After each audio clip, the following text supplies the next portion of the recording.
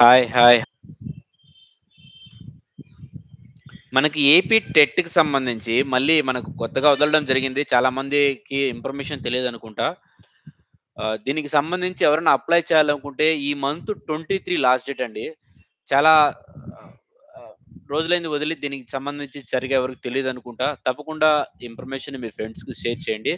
మీరిక్కడ లేకున్నా కూడా మేమైతే అప్లై చేస్తాము. మీరు డాక్యుమెంట్స్ అన్నీ వాట్సాప్‌లో చేస్తే చాలు. మేము మొత్తం అప్లై చేసి మీకు స్టెప్ బై స్టెప్ మీకు స్క్రీన్ షాట్ పంపించి మీకు అప్లై చేయడం జరుగుతది. ఫర్ ఎగ్జాంపుల్‌కి మీకు ఒక కస్టమర్‌కి చూపిస్తాను.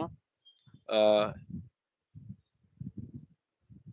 అదండి ఇలా మీకు చూస్తే ప్రతి ఒక్క డాక్యుమెంట్స్ మీకు చేసే ముందర ఇలా మీకు డాక్యుమెంట్స్ అన్నీ గూడా మీకు ఇట్లా వన్ బై వన్ ఇలా మీకు ఒక్కొక్కటి చేసి అది కనిపించడం లేదు ఫోన్‌లో. లైటింగ్ ఇలా మొత్తం ఒక్కోటి చేస్తూ మీకు చూపించడం జరుగుతది. మీరు ఓకే అన్న తర్వాతే నెక్స్ట్ స్టెప్‌కెళ్ళడం జరుగుతది.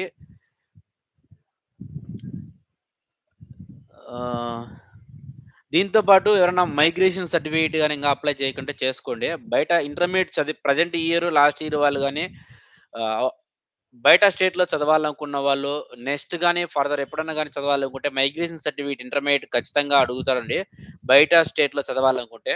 అప్పటికంటే రాదు. మీరు అప్లై చేసి పెట్టుకోండి ఉపయోగపడతది.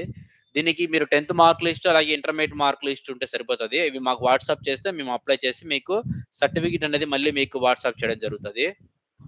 అలాగే ఇంకొక విషయం అండి. మన దగ్గర శబరిమలకి సంబంధించి ఎవరైనా టికెట్స్ ఇంకా బుక్ చేసుకోకున్నట్లయితే, దీనికి సంబంధించి శబరిమలకి సంబంధించి మన దగ్గర ఫ్రీగా అనేది బుక్ చేసి మీకు వాట్సాప్ చేయడం జరుగుతది.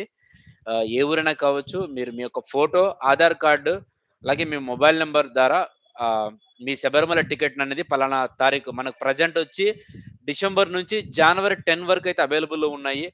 ఈ డేట్‌లకు సంబంధించి ఎవరైనా అప్లై చేయాలనుకుంటే ఆహ్, అప్లై చేసుకున్న వాళ్ళకి మనమైతే ఫ్రీగానే అప్లై చేసి వాళ్ళకు టికెట్ అనేది వాట్సాప్ చేయడం జరుగుతది.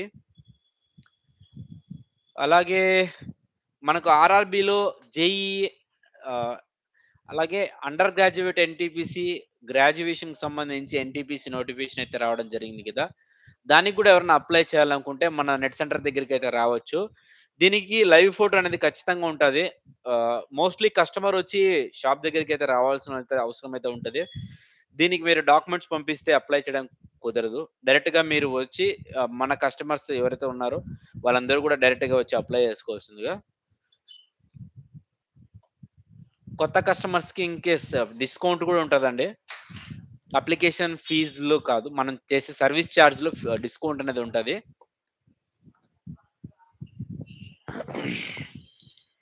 హాయ్ వేరే కస్టమర్ కాల్.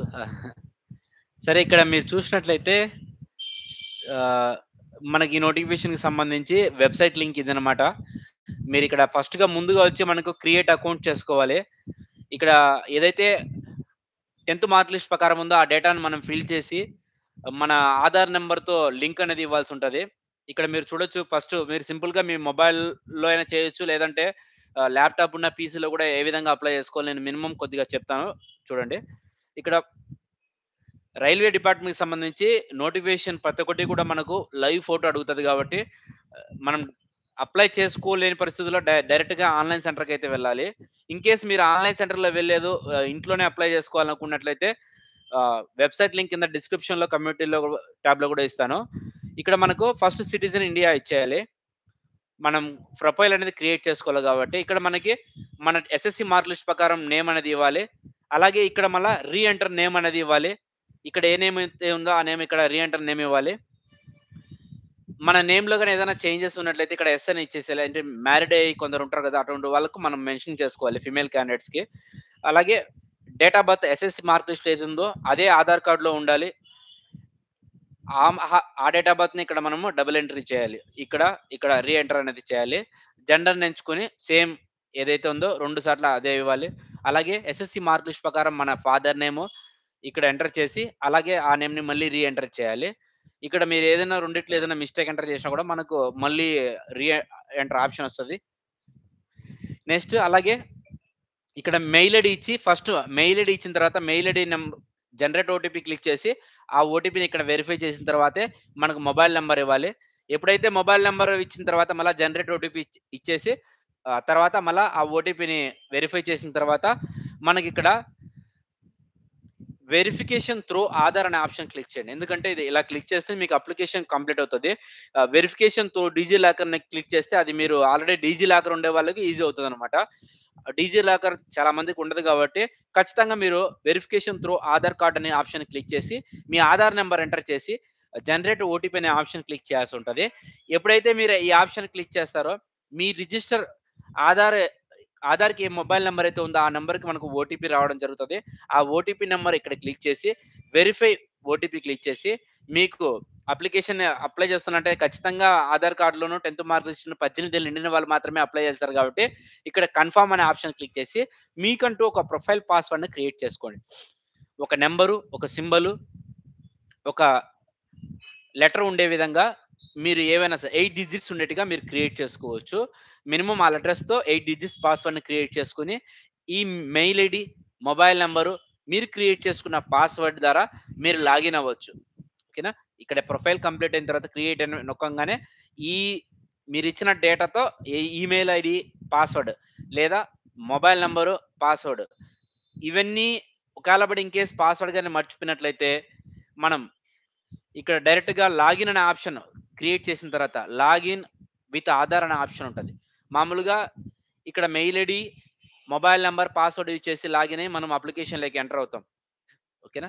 అలా కానప్పుడు డైరెక్ట్‌గా మనము లాగిన్ విత్ మొబైల్ నంబర్ ఏదైతే జనరేట్ ఆధార్ నంబర్ లింక్ అయిందో ఆ మొబైల్ నంబర్ ఇచ్చేసి ఇక్కడ క్లిక్ మార్క్ చేసి జనరేట్ ఓటీపీ అని క్లిక్ చేస్తేనే మనకు ఓటీపీ వస్తది. ఎప్పుడైతే ఓటీపీ వస్తదో ఆ ఓటీపీని ఇక్కడ క్లిక్ చేసి లాగిన్ అని నొక్కంగానే మనకు మన అకౌంట్ అనేది ఆర్ఆర్‌బీకి సంబంధించి ఓపెన్ అయిపోతదండి. ఈ ఆ తర్వాత స్టెప్స్ అనేవి గూడా నేను తర్వాత వీడియోలో మీకు చెప్తాను. ప్రెజెంట్ ఇది ఏమన్నా తర్వాత మీరు ఇది చేసిన తర్వాత ఏదైనా డౌట్స్ ఉంటే గూడా నన్ను అడగండి. ఖచ్చితంగా